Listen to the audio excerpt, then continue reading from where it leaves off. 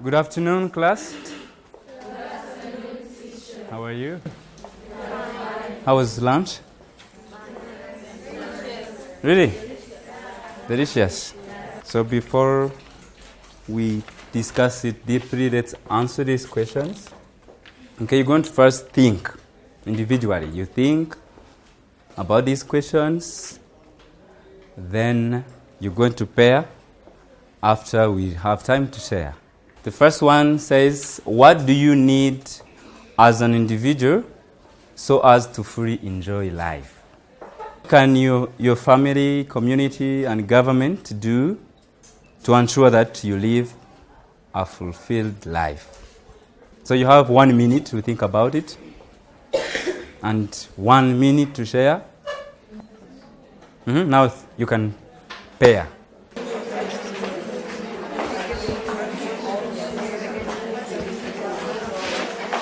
We start with the first one. Who is ready? Erika? I think we need freedom of speech. Yeah, very good. A clap to her. Freedom of speech. That's why I'm giving you time. Express yourselves. Yeah. You tell me reasons why you don't. There are some who don't enjoy life. And it's possible it may happen. But when we don't enjoy life because of others, what do we have to do? We just keep quiet? Okay, we have time to discuss about those things. Let's now share about the second question. Who can read the question? Jiru, can you read? What can your family, community, and government do to ensure that you live fully life? Now, maybe there was a problem here. There are people who don't enjoy their lives. Now, what can other people, your community, your family, your government, do? Can it do for you to enjoy? They have to love us so that we enjoy. Do they love you? Yes. Our community, like the district or any of the country, should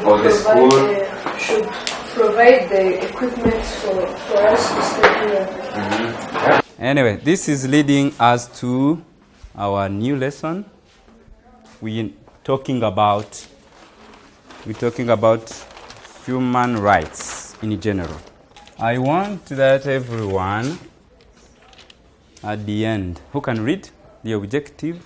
By the end of the lesson, using the given material and the support of the teachers, learners will be able to read and role-play the dialogue, explain and use correctly the new vocabulary in their own sentences, listen, talk, and write about the human rights, paying attention on the use of different types of verbs, collecting, action, linking, main, and helping verb.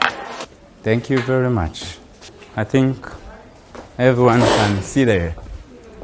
So I want you to relate those pictures with the human rights that you remember. Or you already know. You told me you know some of them. Yeah. And it's okay. Do we have to know all of them? All the human rights that they are?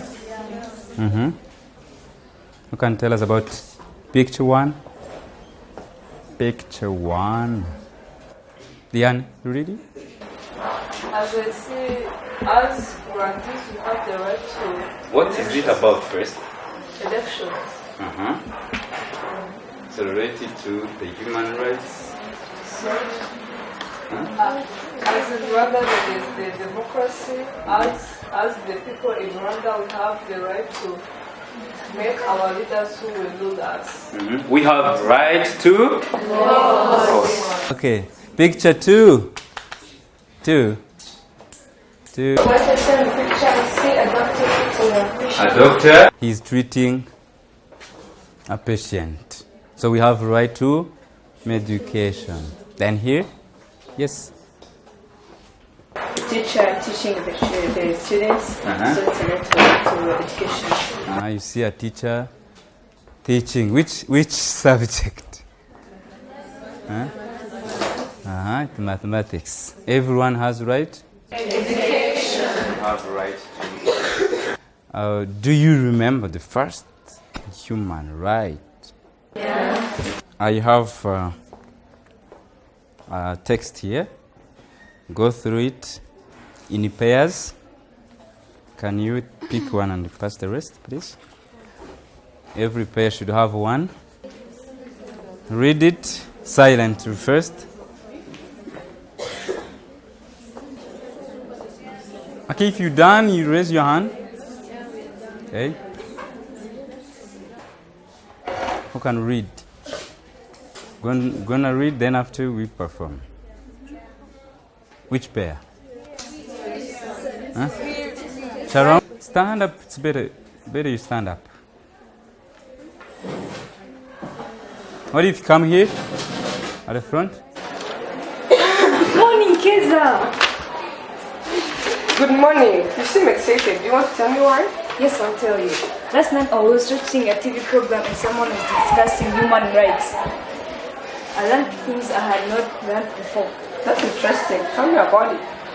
The person said that all human beings are born equal and free. Everyone should be treated with dignity. But some people discriminate against others and mistreat them. That's true. But those who do so violate human rights should be punished. I'm glad to learn this thing. Are they written somewhere? The person said that there is a document called the UN Human Rights Charter. You can download it from the internet. I'll do that right away. I would like to become a human rights lawyer one day. Then I can defend people whose rights have been abused. Let's have one clap. Okay, let's now look at the vocabulary. Remember, Unit 5 is about human rights. Human rights.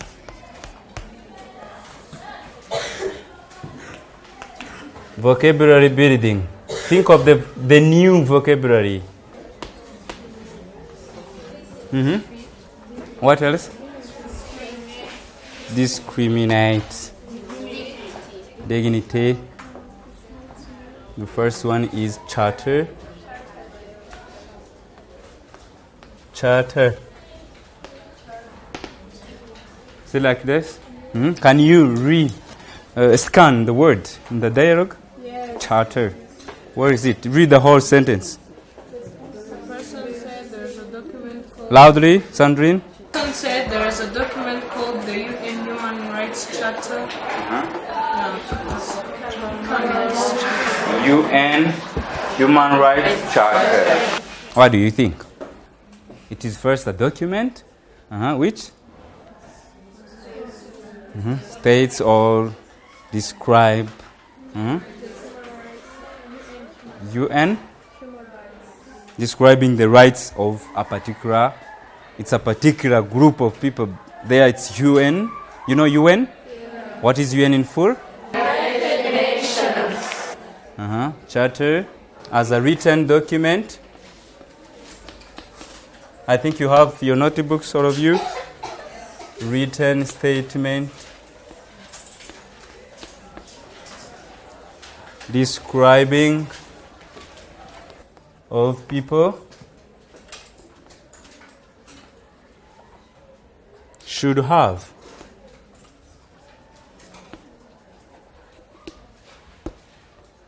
So violating human rights is done through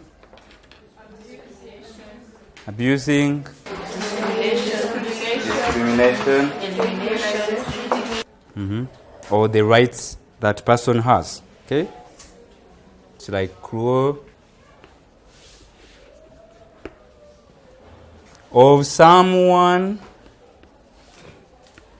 who does not have power for what? To prevent that. Prevent it. There are people who have power, that's okay, but especially for those who don't have that power. Do you know what you're going to do next? You're going to work on the same dialogues you have, and you underline all the verb part.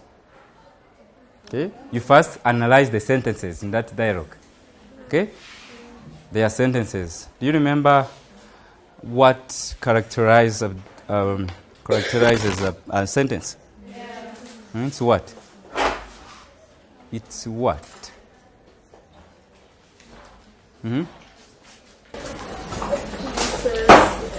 sentence is characterized by subject and predicate. Subject and the predicate. Thank you. Those are the elements. Other characteristics? A sentence? Let me help you. Which part or what starts a sentence? For a sentence, to show the starting of a sentence, we should have a subject. How is that subject written? We are now talking about writing. Huh? Yes, please. The subject should be started by a capital letter. Very good. A clap for her. Capital letter. It ends with? Which one? A comma? Ending marks. That are? Exclamation mark. Any other? No. That's all. Yeah. Now you underline the verb part. In the predicate, the two elements, then you underline the part composed of verb. One verb, maybe one verb or more than one. Get your paper again. Remember, we are paying attention on verbs, types of verbs. You can do it for 2 minutes. It's enough. It's now time to share. Can you write your findings here? Tell me the verbs in the first sentence. Come and write them here on the board. What's the first sentence in the dialogue? Good morning, kids. You seem excited. I only need write the sentence. Okay? Edwin. Let's write like 5 examples. Then Edwin, after you underline your verb part. The part made up of verbs or verb. It may be 1 or 2.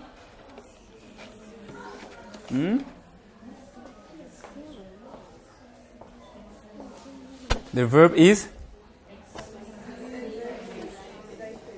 Really? What's the subject?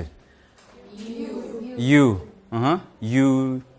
Then the verb. We don't underline the subject. It's only you. You do what? Maybe we don't understand what a verb is. What's a verb? What's a verb? Yes, thank you. They are one verb. You're excited. They're two? They're two? 2 or 1? What do you think? Edwin, what do you think? Okay, for me, I think that the verb is excited and seem it's just for helping the verb. It's not a verb. Seem is not a verb. For Edwin, that's not a verb. This is the verb. This is not a verb. What's a verb? Before we underline the verb, so what's a verb? It's a word used to express an action. Only. Let me give you an example. I am a teacher. Is there a verb in that sentence? Yes. Which one? Is that an action? No. Am I being a teacher? Yeah, you're being a teacher. I am. You are a girl. You are a student. Is that an action? It is expressing what? An action? What? Subject. It is just this saying who I am, the state of being. I am as teacher. I am fine. The state of being. So a verb can express an action or a state of being. We can express a state of being or an action. Okay, let's look for the other verbs in the dialogue. Maybe we shall see the examples. Now here, if I say, you seem excited today, what does it show? An action or a state of being? It means we have seen the first two types of verbs. They are action verbs, okay, that express actions, and others that express state of being. There are two things. As you see, it is used to link the subject to the state of that person. This you is, in other words, we can say, you are excited today, or you look excited. Now you can tell me other examples. Be, we have forms of be. Huh? After, we have seem. We have look. Tell me other verbs. Some. Number one is an action verb. Action. Let's say action verbs. We say that there are verbs that are used to express.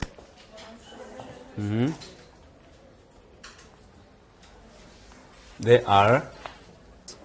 Give an example in a sentence. A declarative sentence. Rita, you have never talked today. Give us one example. A sentence expressing an action. A declarative one. Please be fast. We are writing in our books. Thank you. Another one is, another type, we have this linking. They link. Linking. Whether a verb is used to link words or to express action depends on its meaning in a sentence. Okay, let's study the following sentences. Okay, who can write them? Yes, and then this food tastes good. Do you like? I know you like soup. This soup tastes good. I also like the soup. This soup tastes.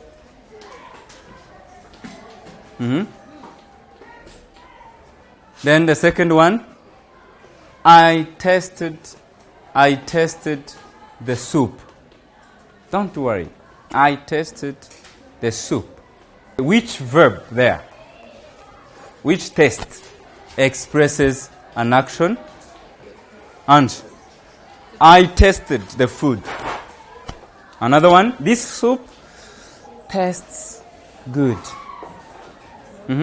Yan.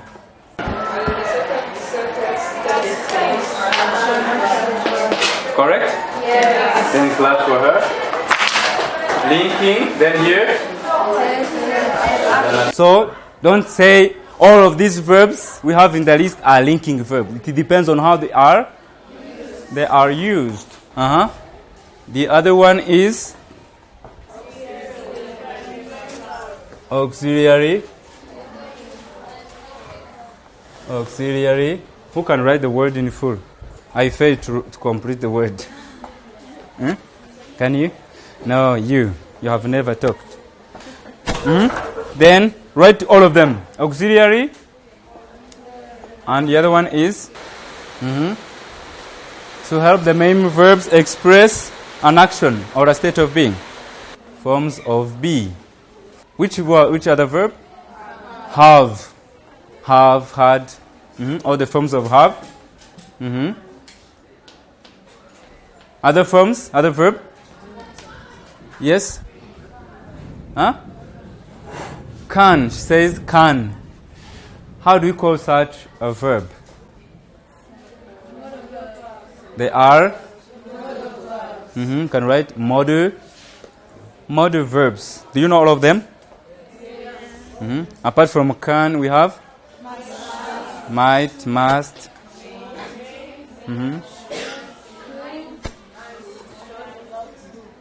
Yes. Also, the forms of do. When do we use those forms of do? Might, must.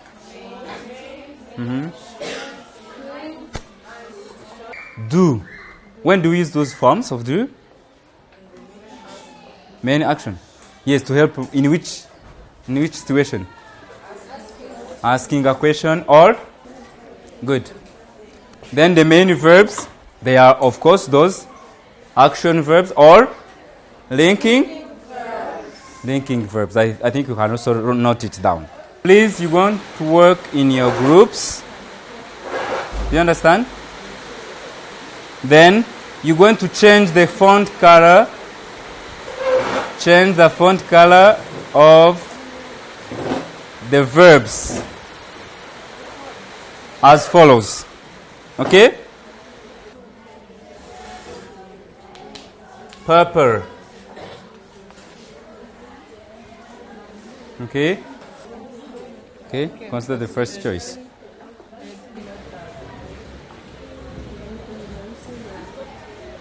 Guys, let us share 4 verbs in red. 4 verbs you have in red. Tell us 4 verbs in red. Yes, read.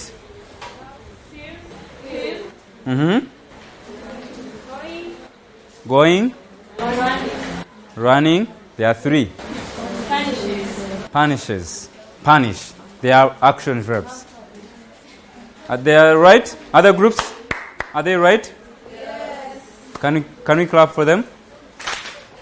What can you do about human rights? Remember, the key unit competence is to use our English, our language, in the context of human rights. What can you do about human rights regarding English as a language? What are you able to do? Referring to the objective we had.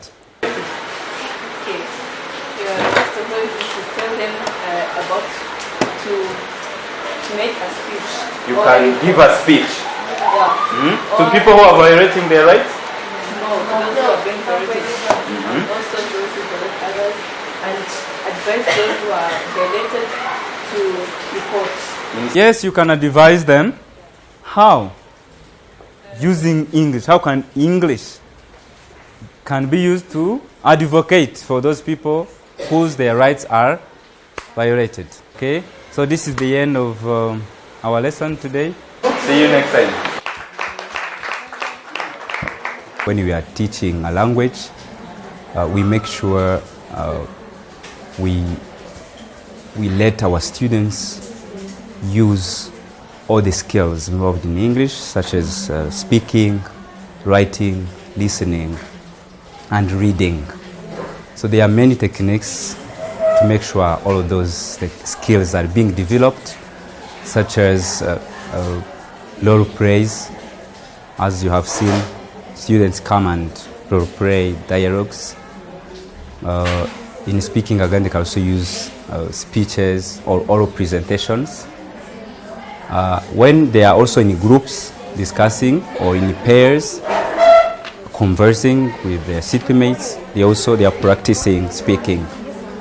When they are practicing speaking, they are of course at the same time practicing listening. They are also developing their listening skills. Today we have learned about human rights and how we can use our English and our vocabulary and grammar in proclaiming human rights on the world and in our community. And we have seen that we can use the types of verbs and the English in general in communicating to the world the human rights, for example, in essay writing, composing poems, and giving speeches.